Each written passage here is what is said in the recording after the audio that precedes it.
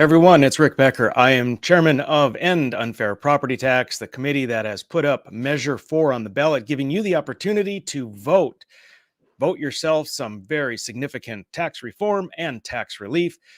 This measure will do away with property taxes as we know them, and it will take a lot of the money that the state is wasting and giving away to private businesses and forcing them to replace your property taxes so that what you pay right now, you get to keep in your pocket every single year going forward. And it does this without reducing any local control. Locals keep 100% control. They're fully in charge of their budgets. They're fully in charge of how they want to raise the money for their needs above what the state replaces. All right.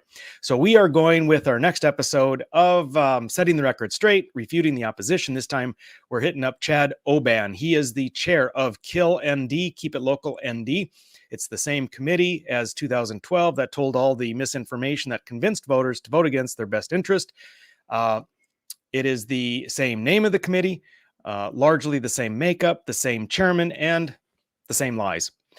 So he's got an article in High Plains Reader. I'll bring it up here. First, let's get our banner so you can see. Go to endpropertytax.com if you want more information.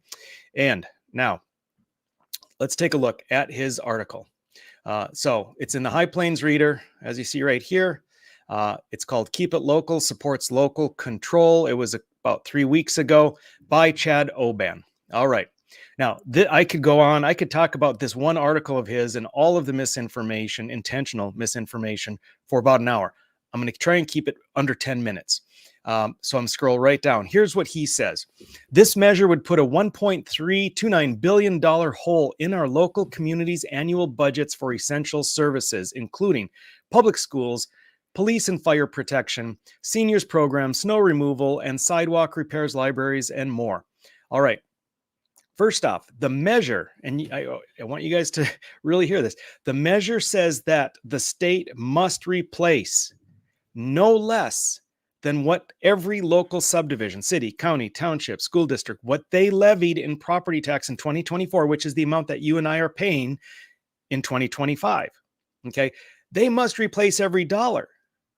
So what these guys are saying is $1.33 billion of property taxes is what they could lose in the local community's budgets. Yet they know there's not a single dollar lost, but they use this as a fear campaign. Keep in mind, Keep It Local spent $80,000 on a DC firm for polling to determine what phrasing, what things they could say to scare you the most, to cause you to vote against your best self-interest. Okay. Then he goes on, he says, the scariest part of the measure is there is no plan to replace the revenue. Now, that's not true. We do have a plan. We have a suggestion. You see, we can't have a plan because the legislature has to be the one to make the plan. They're the one that must make the budget. So we do have a plan. You can use the interest and earnings from the legacy fund. You can use the excess revenue that's forecasted to be left over at the end of this biennium and free for use. You can significantly reduce corporate welfare, which is the money that the legislature gives private businesses, private organizations, and special interests groups. Okay, that shouldn't be happening. And you can also scale down a little bit the bloated government that we've created in the state over the last 15 years. So there is a plan. All right. Now, here's another thing that he says. The revenues they lose, estimated to be 40% of the 6.1 general fund. This is a trick that Chad uses. A lot of elected officials use it. Governor Burgum used this trick. We have in North Dakota many funds, not just the general fund. He says we got to take it from the general fund. 40%. Holy crap. How can you come up with 40%? It's not that at all.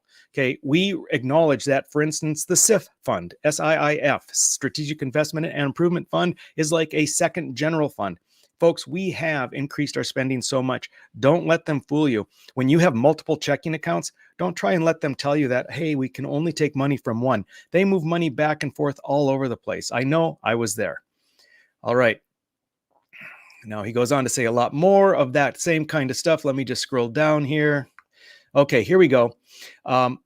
He says again, what would be the plan for replacing the estimated $2.6 billion? He says it all the time that we've got the money. But here's where he says, this is crazy. This is so audacious. The legislature would become the school boards, city and county commissions for all our local communities. We would have folks from Fargo going to Bismarck to ask legislators for money for their library, schools, and police, along with every other community in our state. Complete, absurd lie. Again, the state will replace every single dollar that was levied in 2024 and paid in 2025. Anything, so nobody needs to go to Bismarck for that money. It's a flat amount, no strings attached, no subjectivity, no favoritism, no coming to Bismarck to beg for money. It's a flat amount that the legislature must replace, whether they want to or not. They can't put any conditions on it. Okay, that's a flat amount every single year. Now, your cities, counties, school districts, townships, what they need in the future above that amount, they can raise that. They just can't use valuation-based property taxes. They can do things that are much more fair, much more transparent, things that the average citizen can understand. It's not based on valuations that we disagree with and have no control over, and nobody is going to have to worry about being forced out of their home because they can't afford to pay increasing property taxes.